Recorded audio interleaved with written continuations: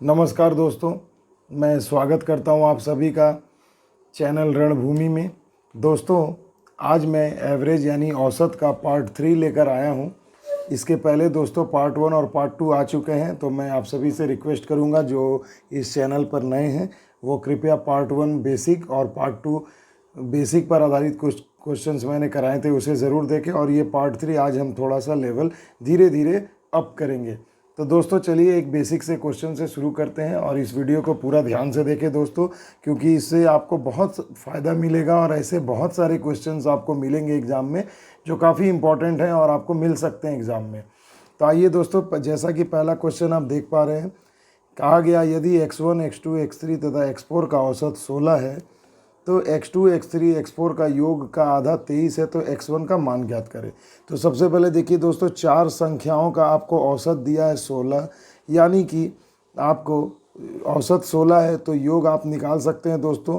जी हाँ, औसत गुने कुल संख्या, तो हो गए 16 चौके 64। तो ये x1 से लेकर x4 तक का योग आ गया 64। अब आपको दिया गया x2, x3, x4 का योग का आधा 23 है, यानी इनके योग का आधा 23 है, तो कुल योग कितना होगा दोस्तों? योग का आधा यानी योग का आधा दोस्तों 23 है, तो कुल योग आपका कितना हो जाएगा दोस्तों? 23 दूना 46, यानी x2, x3, x4 इन तीन संख्याओं का योग आपको मिल जा रहा है दोस्तों 46। और x1 को अगर हम ले लें तो x1 से x4 तक का योग मिल जा रहा है 64। तो आपको कहा गया x1 का मान ज्ञात करें, तो सिंपल दोस्तों, अगर आप देखिए इसमें से अगर आप इस संख्या को इन संख्याओं को घटाते हैं तो सभी कैंसिल आउट हो जाएंगे। 2 3 4 2 3 4, सिर्फ x1 शेष रह जाएगा। यानी आप कुल योग में से बाकी के बचे संख्याओं के योग को अगर आप घटा दें तो सिंपल आपका 18 आ जाएगा, जो x1 की वैल्यू होगी। तो इस प्रकार से आपका जवाब हो जाएगा ऑप्शन नंबर बी। तो देखिए दोस्तों, काफ़ी बेसिक सा क्वेश्चन था और आरआरसी 2013 में आ भी चुका है ये, तो काफ़ी इंपॉर्टेंट क्वेश्चन है दोस्तों। चलिए दोस्तों, हम चलते हैं अगले क्वेश्चन पर। अगले क्वेश्चन में आप देख पा रहे होंगे, दिया गया है 5 क्रमागत संख्याओं का औसत यदि x है तो आगे की दो और संख्याओं को अगर सम्मिलित किया जाए तो औसत में कितनी वृद्धि होगी। तो सबसे पहले दोस्तों आप देखिए, इस टाइप के क्वेश्चन काफ़ी इंपॉर्टेंट है एग्ज़ाम के नज़रिए से। तो 5 क्रमागत संख्याओं का औसत आपको दिया गया है x। पहले देखिए 5 संख्याएं हैं, कैसी संख्याएं हैं? क्रमागत संख्याएं। क्रमागत मतलब जो बार बार एक के बाद एक आने वाली, यानी लगातार संख्याएं जिनके दो संख्याओं के बीच का अंतर 1 होता है। तो उन सभी संख्याओं 5 संख्याओं का औसत आपको दिया गया है x। तो दोस्तों इन सभी प्रकार के क्वेश्चन को थोड़ा बेसिक समझ लें दोस्तों। 5 क्रमागत संख्या आप किस प्रकार लिखेंगे? तो देखिए, पहली संख्या x से शुरू करेंगे, उसके बाद x+1, फिर एक बढ़ते जाएगा दोस्तों x+2, x+3, x+4। तो देखिए 1 2 3 4 5 5 क्रमागत संख्याएं हो गई। अगर हम इन सभी को प्लस कर दें दोस्तों, और अगर कुल संख्या यानी 1 2 3 4 5 संख्या अगर हम इन्हें डिवाइड कर दें तो देखिए दोस्तों ये एवरेज निकल जाएगा। तो एवरेज हो जाएगा आपका दोस्तों 1 2 3 4 5, यानी 5x प्लस 4 3 7 2 9 और 1 10 होल डिवाइडेड बाई 5। अगर आप इन्हें डिवाइड करते हैं तो वैल्यू हो जाएगी 5 से 5 गए x, 5 दूनी 10, यानी औसत आ जाएगा x+2। अब दोस्तों इसी में कहा जा रहा है कि अगर इसके आगे की और दो संख्याएं बढ़ा दी जाएं तो औसत पहले की तुलना में कितनी बढ़ेगी। तो देखिए दोस्तों, आपको तो ये पता चल गया कि ये 5 संख्याओं का औसत है। अगर दो संख्या हम और लेते हैं दोस्तों तो इसी में हम ऐड करते हैं, एवरेज हम निकालते हैं दोस्तों। 5x है, तो अगर आप दो संख्या और लेते हैं तो 2x आपके और बढ़ जाएंगे, यानी हो जाएगी 7x। और 10 में भी आपकी संख्याएं बढ़ेंगी। देखिए दोस्तों, यहाँ लास्ट हम गए थे 5वीं संख्या 4 तक, तो 5वीं संख्या हो जाएगी x+5, छठी संख्या x+5 और 7वीं हो जाएगी x+6। तो देखिए x और x 2x तो हमने यहाँ ऐड कर दिया। यहाँ 10 में दोस्तों और कितना ऐड करना होगा? 5 और 6 11, यानी हो जाएगी टोटल 21। ये हो गई 7 संख्याओं का योग। और अगर आप इसे 7 से डिवाइड करें तो एवरेज आ जाएगा 7 से 7 गए x, 7 तियाँ 21। तो देखिए दोस्तों, अब आपको बिल्कुल आमने सामने हैं दोनों संख्याएं। अब आपको समझ में आ गया होगा कि हमारे औसत में कितनी वृद्धि हुई है। तो देखिए x+2 है और यहाँ x+3 है, तो आप सिंपल कह सकते हैं कि x तो कैंसिल, 2 से 3 बढ़ी है, यानी कितनी वृद्धि हुई है? 1 की वृद्धि हुई है। तो देखिए दोस्तों, यहाँ काफ़ी आसानी से हमने ज्ञात कर लिया कि इन संख्याओं के औसत में कितनी वृद्धि हुई है, 1 की वृद्धि हुई है। आइए दोस्तों चलते हैं अगले क्वेश्चन पर। ये एक बहुत ही ट्रिकी क्वेश्चन है दोस्तों। यदि 6 संख्याओं का समानांतर माध्य दिया है 4.5, तो इन संख्याओं का औसत का योग कितना, इन संख्याओं का योग कितना होगा। तो सबसे पहले देखिए दोस्तों, टोटल संख्या आपको दी गई है 6, और एक नया टर्म आपके सामने प्रस्तुत है दोस्तों। देखिए समांतर माध्य। ये समानांतर माध्य क्या होता है दोस्तों? ये समांतर माध्य कुछ नहीं दोस्तों, औसत का ही एक दूसरा रूप है। तो आप इसमें कंफ्यूज ना हो एग्जाम के दौरान। देखिए आरआरसी 2006 में भी ये क्वेश्चन आ चुका है।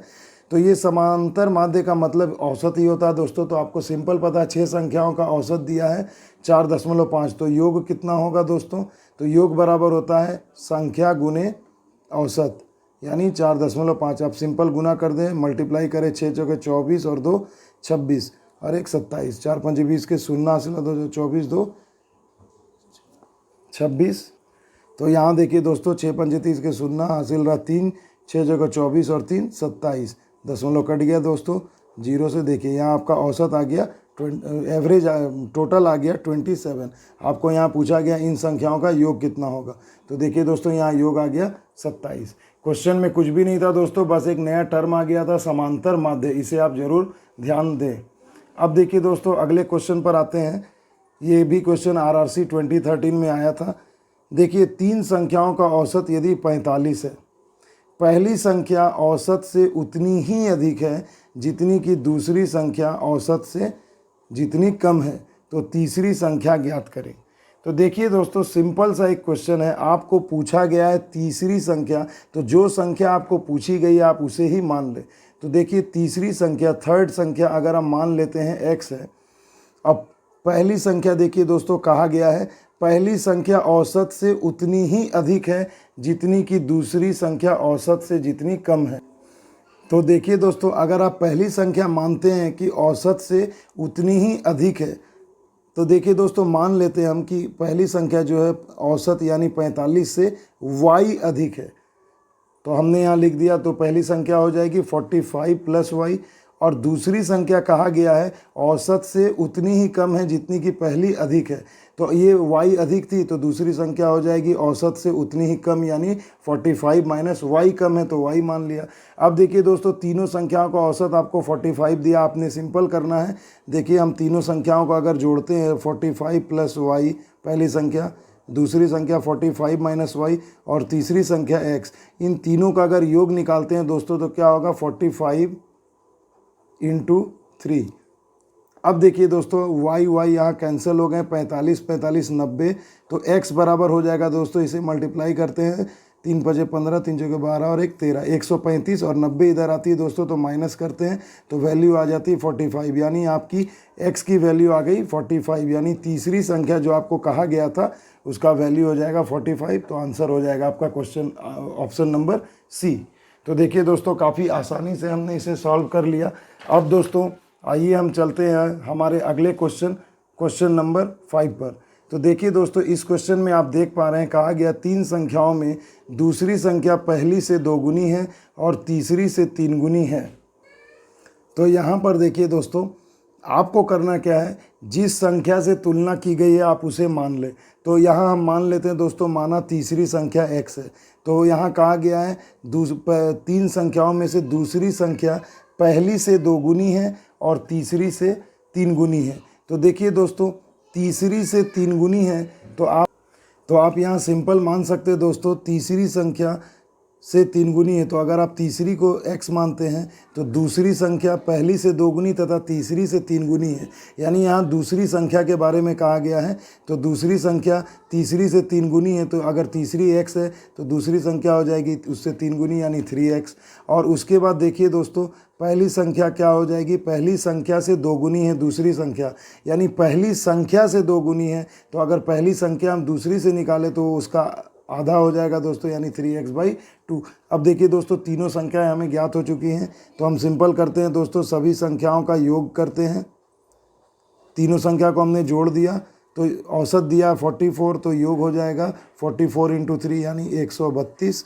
और यहाँ हो जाएंगे 3 2 2 1 कम 2, तो 2 3 5 3 8, और यहाँ देखिए दोस्तों, अगर हम एलसीएम लेते हैं तो सिंपल हम इसे सॉल्व करते हैं, तो यहाँ एलसीएम 2 हो जाएगा, ये हो जाएगा 2x plus 6x plus 3x, यानी 6 3 9 और 2 11, यानी हो जाएंगे 11x बटे में 2 बराबर 132। 11 से गए 11 कम 11, 11 दूनी 22, तो 2 इधर चला जाएगा दोस्तों, तो x की वैल्यू हो जाएगी 12 दूनी 24।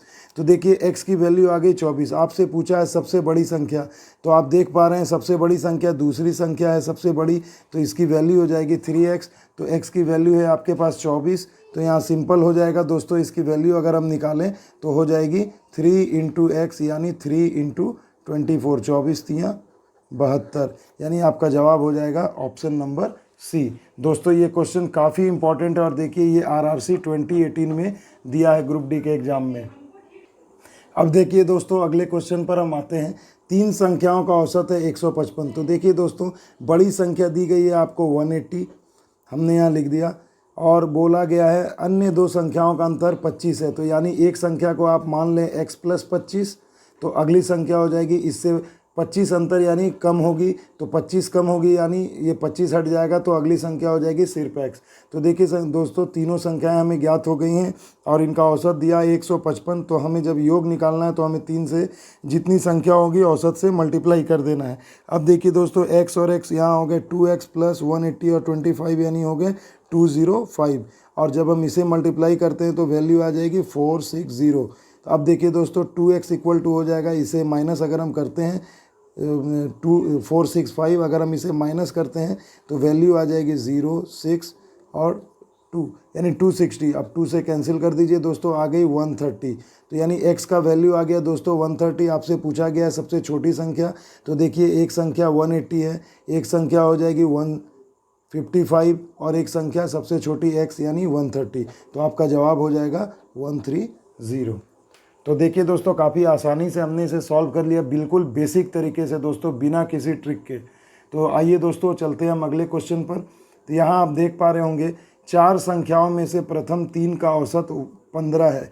तो देखिए दोस्तों, 4 संख्या है, ऐसे क्वेश्चंस को आप सॉल्व करने के लिए पहले एक नंबरिंग कर लें 1 2 3 4। 4 संख्याओं में से प्रथम 3 का, तो देखिए दोस्तों इन प्रथम 3 संख्याओं का औसत आपको दिया है 15। तो आप क्या कर सकते हैं दोस्तों, सिंपल इनका योग निकाल लें, तो योग हो जाएगा औसत गुने संख्या यानी 40, 15 तियाँ 45 यानी 45। फिर कहा गया अंतिम 3 संख्याओं का, तो देखिए दोस्तों अंतिम 3 संख्या इसमें हो जाएगी 2 3 एंड 4। इनका आपको अंतिम 3 का औसत 16 दिया है, यानी आप ऐसे कर सकते हैं दोस्तों 16 इंटू 3 संख्या 1 2 3, यानी 16 तिया 48। अब कहा गया यदि अंतिम संख्या 19 हो, यानी चौथी जो संख्या है उसकी वैल्यू आपको दी गई है 19, तो कहा गया है प्रथम संख्या ज्ञात करें।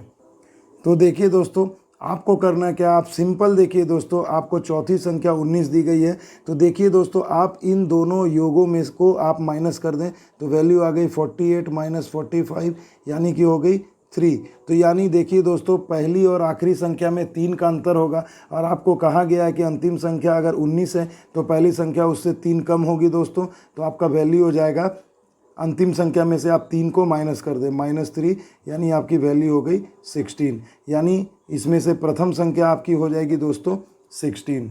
अब दोस्तों बहुत दोस्तों को कन्फ्यूज़न होगा कि ये 19 से इसमें प्लस क्यों नहीं किया गया, तो आप सिंपल इसे ABCD मानकर बनाएं, तो देखिए दोस्तों आपको क्लियर हो जाएगा कि यहाँ आपको माइनस क्यों करना है। और देखिए दोस्तों, यहाँ आप ऑप्शन में भी देख पा रहे हैं सबसे बड़ी संख्या 19 जो दी गई है, यहाँ ऑप्शन में 19 से सभी छोटे हैं, यानी आपको माइनस ही करना है दोस्तों।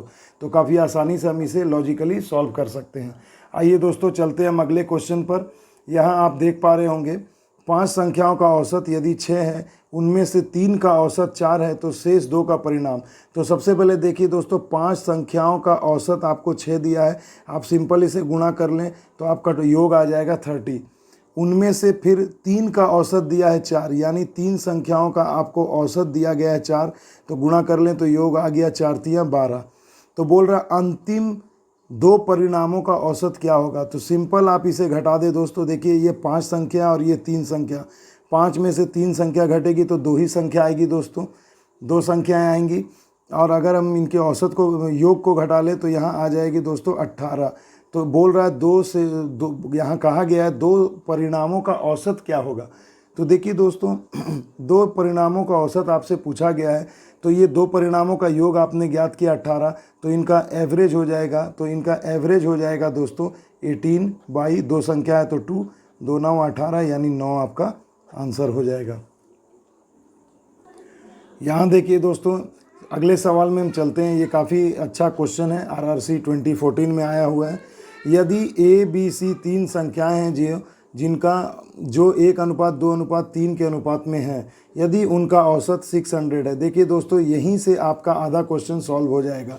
3 संख्याएं हैं 1, 2 और 3 के रेशियो में और उनका औसत दिया है दोस्तों 600। तो सबसे पहले देखिए, अगर हम इन्हीं अनुपात को जोड़ते हैं, एक एक नियम से अगर सॉल्व करते हैं तो योग हो जाएगा 3, 2, 5 और 1 6।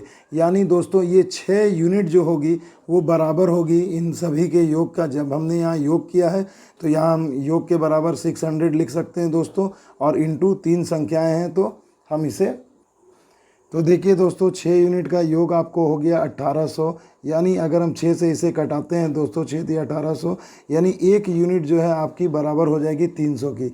यानी तीनों संख्याएं, एक संख्या होगी 300, अगली संख्या 2 होगी तो 2 × 3 = 600 और अगली संख्या होगी 3 × 3 = 900। अब कहा गया दोस्तों कि अगर ए में 10% की वृद्धि की गई, तो दोस्तों अगर हम इसमें 10% बढ़ाते हैं यानी 110% हो जाएगा, तो 11 × 3 = 33, यानी नई संख्या आ जाएगी 330। इसमें 20% की कमी की गई है यानी 80% ही रह जाएगा, तो 8 × 6 = 48, ये हो जाएगा 480। तो बोल रहा है कि कोई सवाल में बोला गया है दोस्तों कि सी में कितने % की वृद्धि की जाए, कितनी वृद्धि की जाए कि औसत में 5% की वृद्धि प्राप्त करें। तो औसत दोस्तों देखिए आपको दिया गया है, औसत यहाँ पर दिया गया था आपको 600। तो औसत में आपको कहा गया है कि आप कितनी वृद्धि करें कि आपको 5% की वृद्धि प्राप्त हो। तो देखिए दोस्तों, आप इसे दो तरीके से सॉल्व कर सकते हैं। या तो आप पूरा 1800 लेकर बना सकते हैं, और या आप सिर्फ औसत को ही लेकर बना सकते हैं। तो चलिए दोस्तों, हम इसे सॉल्व करते हैं कि देखिए, अगर योग आपको औसत में 5% की वृद्धि करने को कहा जा रहा है, तो आप अगर औसत है आपका 600, इसका अगर आप 5% बढ़ाते हैं यानी 105/100, तो आपके हो जाएंगे, देखिए दोस्तों 6 × 5 = 30 और 6 एकम 6, तो आपकी वैल्यू आ जाएगी 630। यानी अब नया औसत आ गया 630। तो पहले देखिए दोस्तों, आपके पास कितनी संख्याएं हैं, आप इधर ध्यान दें कि आपको दो संख्याओं का योग कितना आ रहा है दोस्तों। तो यहाँ पर आप इसे निकाल सकते हैं, 4 × 3 = 7 और यानी टोटल 8 0 8 × 3 = 11 4 × 3 810। अब इस 810 में से अगर आप इसे माइनस कर देते हैं तो आपकी वैल्यू आ जाती है 180। यानी दोस्तों आपको सी में 180 की वृद्धि करनी होगी, जिससे कि 5% आपको औसत में वृद्धि प्राप्त होगी। तो दोस्तों ये काफ़ी सिंपल सा क्वेश्चन है, बस देखने में बिल्कुल ये बहुत बड़ा लग रहा है और सब क्वेश्चंस के तुलना में, मगर इस क्वेश्चन में कुछ भी नहीं है दोस्तों। एक बार फिर से मैं आपको समझाता हूँ। मैंने एक एक नियम से इसे सॉल्व किया। 3 संख्याएं औसत दी गई हैं और आपको एवरेज दिया है 600। तो टोटल हम जब निकालेंगे तो 1 यूनिट बराबर आपका आ गया 300। अब यहाँ हम संख्याओं में पुट कर दिया गया। अब देखिए दोस्तों, बोल रहा है 5% की वृद्धि प्राप्त करने के लिए सी में कितनी वृद्धि करनी होगी। आप सिंपल दोस्तों, औसत में 5% की वृद्धि यानी 105 हो जाएगा, तो यानी 630 इसकी वैल्यू आ गई। शेष की दो संख्याओं को आप जोड़ करके अगर उसमें से औसत को घटा दें तो सी में कितनी वृद्धि करनी होगी इसकी वैल्यू आपको प्राप्त हो जाएगी। तो दोस्तों देखिए, काफ़ी आसानी से हमने इसे सॉल्व कर लिया। आइए चलते हैं अगले क्वेश्चन की ओर। देखिए दोस्तों, एक कक्षा में 29 छात्रों की औसत आयु 15 वर्ष है। तो सबसे पहले देखिए 29 छात्र हैं और इनकी औसत आयु 15 दी गई है। तो आप सिंपल क्या करें दोस्तों, इसे गुणा कर ले तो आपको 29 छात्रों का कुल आयु आपको मिल जाएगी। तो इसकी वैल्यू आपको मिल जाएगी 435। अब कहा जा रहा है दोस्तों, जब अध्यापक की आयु भी उसमें जोड़ी जाए, यानी 29 छात्र में अगर आप एक अध्यापक की आयु जोड़ेंगे तो दोस्तों कुल आपके कितने लोग हो जाएंगे, 30। तो औसत आयु 1 से बढ़ जाती है। कहने का मतलब है औसत आयु 15 थी, अब उसमें 1 बढ़ जाएगा यानी आपका हो जाएगा 16। तो इनका कुल योग कितना होगा दोस्तों, आयु का 16 × 48 यानी 480। तो पूछा गया है अध्यापक की आयु, तो आप सिंपल इसे माइनस कर दे दोस्तों। देखिए 30 लोगों में से 29 लोग घटते हैं, तो दोस्तों 1 लोग आपको प्राप्त होंगे और उनका आयु भी आपको मिल जाएगा दोस्तों। तो यहाँ सिंपल आपकी हो जाएगी 45 ईयर्स। तो देखिए दोस्तों, अगर हम 480 में से 435 को माइनस करते हैं तो कितना आ जाएगा दोस्तों 45 ईयर्स, यानी उन अध्यापक की आयु हो जाएगी 45 ईयर्स। ये दोस्तों देखिए एग्ज़ाम के पॉइंट ऑफ व्यू से बहुत ही इंपॉर्टेंट क्वेश्चन है। ये क्वेश्चन देखिए आरआरसी 2008 में भी आया है और इस टाइप के क्वेश्चंस और भी एग्ज़ाम में आ चुके हैं दोस्तों। तो कृपया इसे ध्यान से देखें। सबसे पहले देखिए कहा गया एक आदमी 6 किलोमीटर की दूरी को 4 किलोमीटर प्रति घंटा के वेग से तथा 4 किलोमीटर की दूरी को 3 किलोमीटर प्रति घंटा की गति से तय करता है, तो उसकी औसत चाल ज्ञात करें। देखिए दोस्तों, ये औसत चाल पर आधारित क्वेश्चंस बहुत ज़्यादा पूछे जा रहे हैं। ये समय तथा दूरी में भी आपको ये क्वेश्चंस मिलेंगे। तो अभी औसत में भी ये पूछा गया, जेहेतु यहाँ औसत आपसे चाल पूछा गया है। तो इसे हम काफ़ी सिंपल से ट्रिक से सॉल्व करेंगे दोस्तों।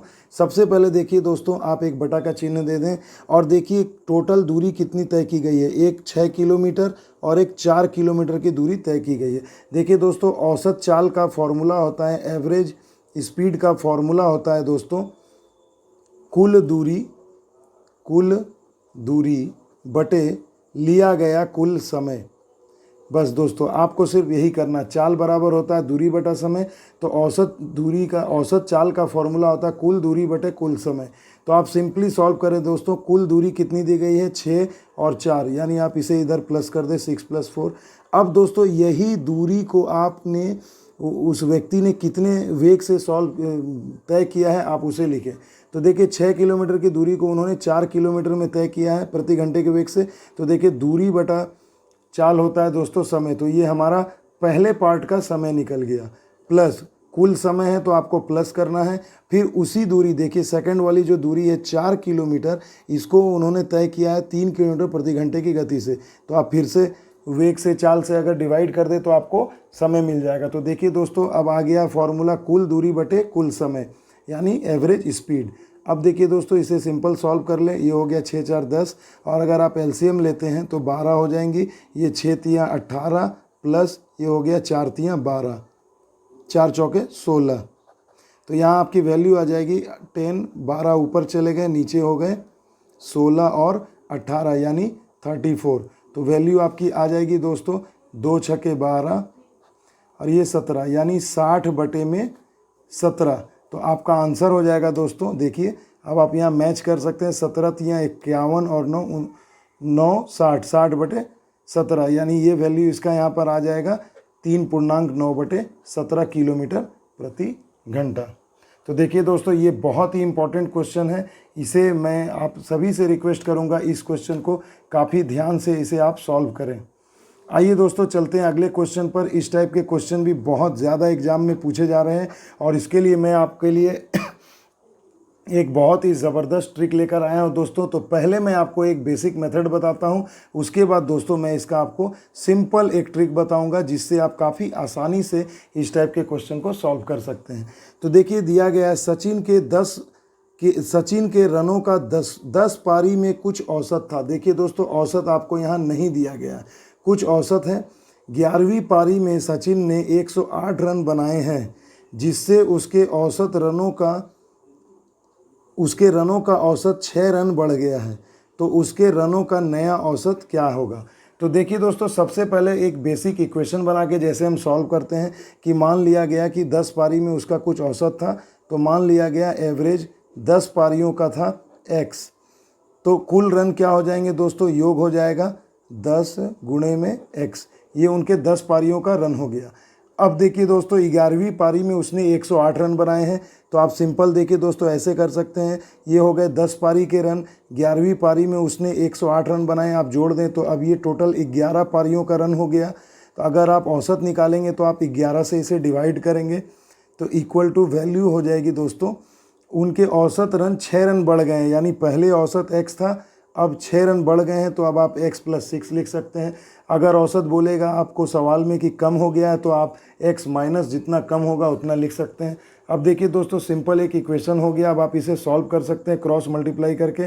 11x प्लस 11 इंटू 6 66, और इधर आप मल्टीप्लाई कर लें 10x प्लस 108।